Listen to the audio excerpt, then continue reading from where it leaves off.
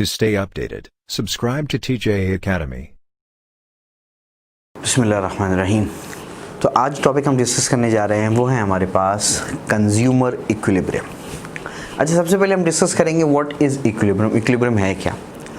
तो इक्विलिब्रियम अगर पूछा जाए कि क्या है, तो कुछ चीज़ें जो स्टूडेंट्स के जहन में आती हैं वो ये आती हैं कि जहाँ डिमांड सप्लाई बराबर हो जाए, जहाँ दो लाइंस आपस में इंटरसेक्ट कर जाएं, और इस तरीके से जो दो बैलेंस अगर आपस में फिज़िकल बैलेंस बराबर हो तो उसे आप इक्विलिब्रियम स्टेट कहते हैं। तो ये सारी इक्विलिब्रियम की डिफरेंट टाइप्स हैं, बिल्कुल हैं, लेकिन ये डेफिनेशन नहीं है। इक्विलिब्रियम कहते हैं, इक्विलिब्रियम हर उस स्टेट को कहते हैं वेयर टेंडेंसी रुझान को कहते हैं, tendency to change is equal to zero. और आसान अल्फाज में, जहां चेंज फेवरेबल नहीं रहता ना, जिस स्टेज पे चेंज होते होते होते आप ऐसी स्टेज पे आ गए कि जहां चेंज फेवरेबल नहीं है, तो इसका मतलब है आप इक्विलिब्रियम पे। जैसे अब आप देखें,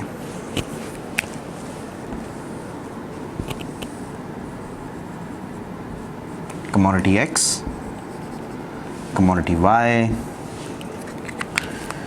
this is the budget constraint,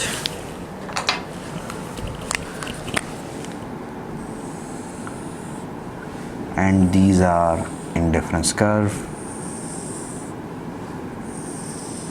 और भी बन सकते हैं, हमने यही तो रख दिया U1, U2, U3, U4। अच्छा, एक बात ध्यान में रखें, जो इंडिफरेंस कर्व और बजट कंस्ट्रेंट का मेन डिफरेंस है वो क्या है कि बजट कंस्ट्रेंट शो करता है परचेजिंग पावर को। Budget constraint shows different combination of to commodities which can be purchased with in given income and prices. On the other side, indifference curve shows a different combination of to commodities which give same level of satisfaction.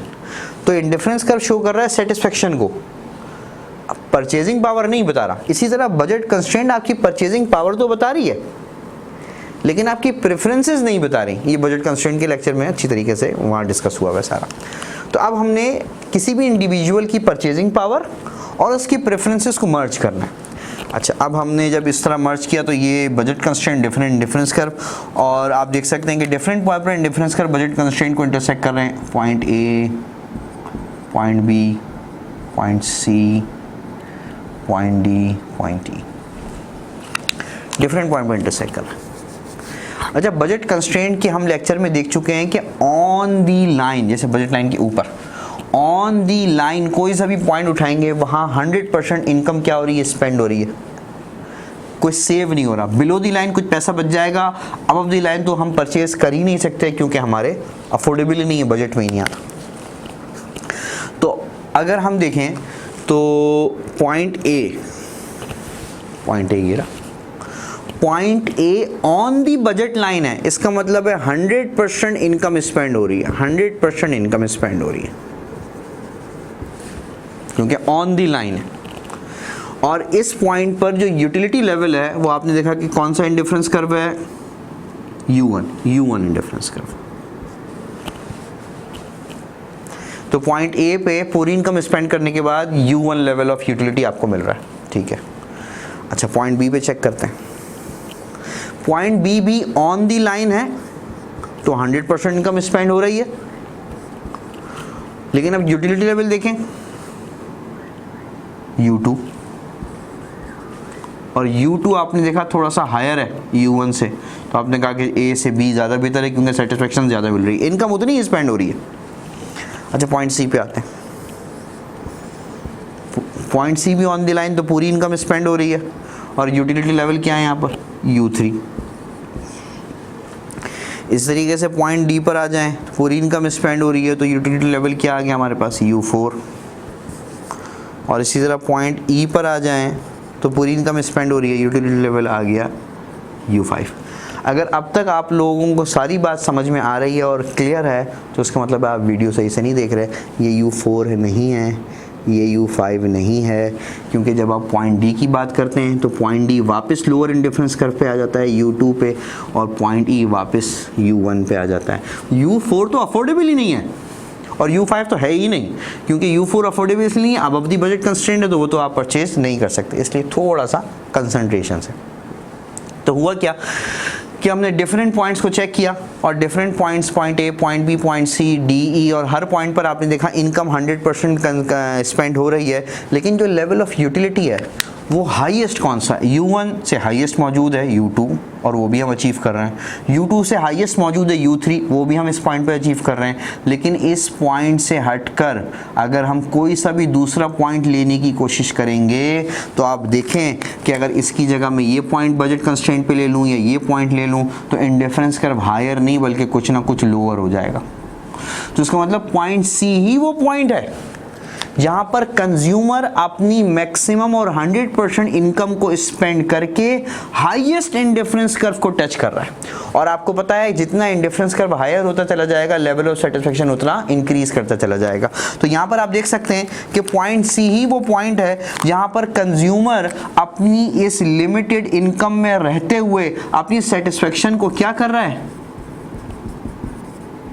Maximise कर रहा है। तो इसी वजह से ये point, या क्योंकि यहाँ पर कंज्यूमर अपनी इस लिमिटेड इनकम में रहते हुए अपनी सेटिस्फेक्शन को मैक्सिमाइज कर रहा है, और जब ये यहाँ पर मैक्सिमाइज कर लेगा तो गिवन कंडीशन में वो इस पॉइंट को चेंज नहीं करेगा। यानी बजट कंस्ट्रेंट भी यही है, दोनों की प्राइसेस भी यही हैं एक्स और वाई की, तो भी ये पॉइंट चेंज कर ले नहीं, जब तक सिचुएशन ये पॉइंट सी पर ही रहेगा। इसी वजह से यहाँ पर इसकी टेंडेंसी टू चेंज जीरो हो गई जब इसने अपनी यूटिलिटी को मैक्सिमाइज किया, और जब टेंडेंसी टू चेंज जीरो हो जाए इसका मतलब वो स्टेट क्या है? इक्विलिब्रियम की। और ये क्योंकि कंज्यूमर की बात कर रहे हैं तो आपने कह दिया कंज्यूमर इक्विलिब्रियम। तो हम इसको कंक्लूड करते हैं कि consumer equilibrium is a state और point where consumer is getting maximum level of satisfaction. It is a point where consumer is getting maximum level of satisfaction. Consumer equilibrium वो point है यहाँ पर consumer अपने satisfaction को क्या कर रहा है? maximize कर रहा है। अब हम move करेंगे condition of equilibrium की तरफ। तो अब हम देखते हैं condition of consumer equilibrium। अच्छा आप देखें ज़रा, ये कमोडिटी X, ये कमोडिटी Y, ये आपके पास बजट कंस्ट्रेंट, और ये आपके पास इंडिफरेंस कर्व। ये हमने पॉइंट C एज्यूम किया था लास्ट में, अभी पॉइंट C, और यही कंज्यूमर इक्विलिब्रियम था। कंज्यूमर अपनी इस लिमिटेड बजट में रहते हुए अपने सेटिस्फेक्शन को मैक्सिमाइज पॉइंट C पे कर रहा है, इसी वजह से हमने इसको क्या कह दिया? कंज्यूमर इक्विलिब्रियम कह दिया। ओके, अब इसकी कंडीशन क्या है? देखिए बजट लाइन का कोई ना कोई स्लोप तो होगा, वो तो कांस्टेंट है, और आपको पता है उसका जो भी स्लोप होगा, स्लोप ऑफ बजट लाइन जो भी होगा वो आपके पास क्या होगा? माइनस px ओवर py, खत्म। और इंडिफरेंस कर्व का किसी भी पॉइंट पर स्लोप निकालेंगे वो होगा आपके पास MRS, marginal rate of substitution minus delta y over delta x। दोनों के स्लोप हमने अलग अलग देख लिए। बजट लाइन के हर पॉइंट पर स्लोप कांस्टेंट है माइनस px ओवर py, और इंडिफरेंस कर्व के हर पॉइंट पर स्लोप तो चेंज है लेकिन उसका नाम कांस्टेंट है, क्या? MRS, marginal rate of substitution. अच्छा अब देखें जरा, पॉइंट C एक पॉइंट है, ये मैं एक कर्व ले लिया एक, और एक स्ट्रेट लाइन ले लेते हैं, ये एक स्ट्रेट लाइन ले ली। अच्छा ये स्ट्रेट है तो उसका कोई ना कोई स्लोप होगा। मैंने लाइन थोड़ी सी कम कर दी लेकिन इसके स्लोप पे कोई फर्क नहीं पड़ा, स्लोप उतना ही। मैंने लाइन थोड़ी सी और कम कर दी, स्लोप उतना ही है, और कम कर दी, स्लोप उतना ही है, और कम कर दी। और अब देखने वालों को तो ये लगेगा ये तो एक पॉइंट है, बचा ही नहीं है, तो पॉइंट, लेकिन अगर उसको बिल्कुल माइक्रोस्कोप से देखें तो मजीद हमें कुछ डिस्टेंस मिल जाएगी, इस छोटी सी लाइन का पीस नजर आना शुरू हो जाए। अब जो स्लोप इस पॉइंट का होगा, स्लोप तो वही है ना जो पूरी लाइन का था, तो अब तो लाइन नहीं है, अब सिर्फ यही पॉइंट नजर आ रहा है, देखने में पॉइंट है ये छोटी सी लाइन। तो अगर मैं इस लाइन को इधर भी एक्सटेंड कर दूं और इधर भी एक्सटेंड कर दूं, तो जो स्लोप इस लाइन का आएगा, ये पॉइंट भी उसी का हिस्सा था, तो हम कह सकते हैं जो स्लोप इस लाइन का है वही स्लोप इस पॉइंट का है। पॉइंट का मतलब स्मॉल लाइन है, ये ध्यान में रखें, किसी पॉइंट पर स्लोप नहीं निकलता, क्योंकि स्लोप में चाहिए होता है चेंज, तो चेंज के लिए कम से कम 2 पॉइंट, तो हम बहुत करीब करीब के 2 पॉइंट्स ले लें, लेकिन ये पॉइंट है।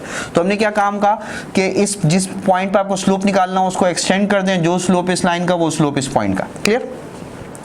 अब मुझे कहा गया किसी ने कि भाई इस पॉइंट सी पर जो इंडिफरेंस कर्व पर है, इंडिफरेंस कर्व का स्लोप निकालें, यानी क्या निकालने को कह दिया, एमआरएस, यानी पॉइंट सी पर एमआरएस एट सी आप मालूम करें। ओके, आपने कहा कोई मसला ही नहीं है, जिस पॉइंट पर स्लोप निकालना हो उसका आसान तरीका है, उस पॉइंट को इधर भी एक्सटेंड करें, इधर भी एक्सटेंड करें, जो स्लोप इस लाइन का है वही स्लोप इस पॉइंट का आ जाएगा।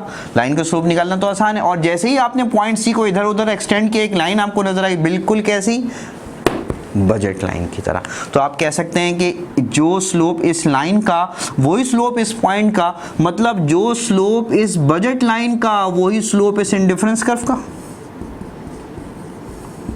तो जिस पॉइंट पर कंज्यूमर इक्विलिब्रियम पर है, जहां पर इंडिफरेंस कर्व बजट कंस्ट्रेंट को टेंजेंट कर रहा है, तो याद रखिएगा सिर्फ उस पॉइंट पर इंडिफरेंस कर्व और बजट लाइन का स्लोप आपस में कैसे बराबर हैं।